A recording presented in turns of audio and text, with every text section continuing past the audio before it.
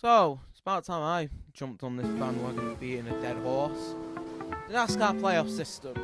The winner-takes-all format is more than likely dead at this point after 10 race season and about 15 top 5s in a row. Connor Zilisch finishes second to a man who didn't win a race until the season finale when he first won in the opening race of the year at Daytona. And then we've got 6-win Denny Hamlin dominates the race you need to win, only for his chances to go up in flames. Well, go up in a puff of air, more likely, just like many people's tyres issues at Phoenix on Sunday. So William Byron's tyre finally giving way due to commentator's curse, overtime in shoes, and pit strategy, and Kyle Larson wins it, your two-time NASCAR Cup Series champion. This is off the cuff. I'm just going to spout my opinions on this. Not really scripted. But I think we can officially say winner takes all one race format is officially dead. As we all know, NASCAR can change the playoff system. And I hope to God we get some form. If they're going to keep the playoffs, 10 race chase. Even if that entices Jimmy Johnson to come back out of retirement just to dominate that and to get an 8th full title championship, I don't really mind that. It's just more so the fact that then we've got a bit of a more appropriate champion being crowned instead of, well, you can be Joey Logano, win one race, then get lucky on a fuel mileage strategy in the first race of the round at 8, and hey ho, you're a champion with an average finish of 17.1. Yoinky doodle, brother. But yeah, really the writing on the wall for this format should have been in 2016, where Kyle Edwards physically retired after blocking Joey Logano because Dylan Lupton had to blow a tyre. Hey. 9 years later, blown tyres in the championship race, and an overtime restart costed someone a championship. Yeah, so I wasn't best pleased with this personally. I won't lie to you. I was rooting for Denny Hamlin. I wouldn't say he's my favourite driver at the minute, but to the storyline of the grizzly veteran going for his first title after 20 years of competing, and like the big storyline behind him was like so enticing.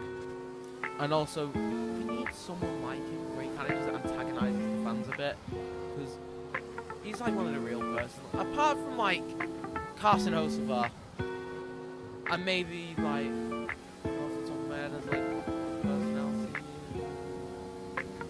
Kyle Larson, William Byron, something like that. We need someone like Denny Hamlin in the sport, but I think Saturday, Connor Zilisch, with his record-breaking season in the Xfinity Series, now the O'Reilly Parch Challenge, whatever the hell it is, let's go back, let's just call it the Feeder Series. Let's call it the Busch Series again. Well, I'm getting sidetracked. Connor Zilisch, 10 race season wins on the season, second in the championship to 2-win Jesse Love. No disrespect to Jesse Love, they played the system, they played the format just like how Joey Logano played the format, and fair play to him. But we all know Connor Zilisch should have won that. Hell, go back to the Truck Series race. We nearly had Corey Heim, 11 race win season, nearly half the schedule, lose the championship. He only won the championship in an overtime restart by going 7 wide. That is what the 11 team tried doing. Although it cost them, mainly because Joey Logano was in the way. God damn it, Joey. So, where do we go from here?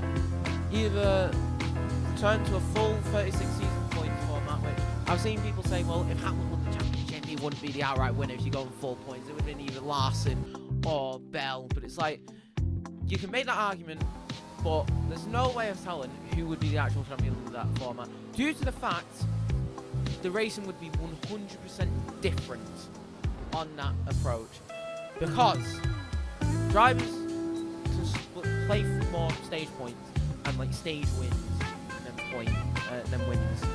But under a full season format, they'd be pushed to win essentially.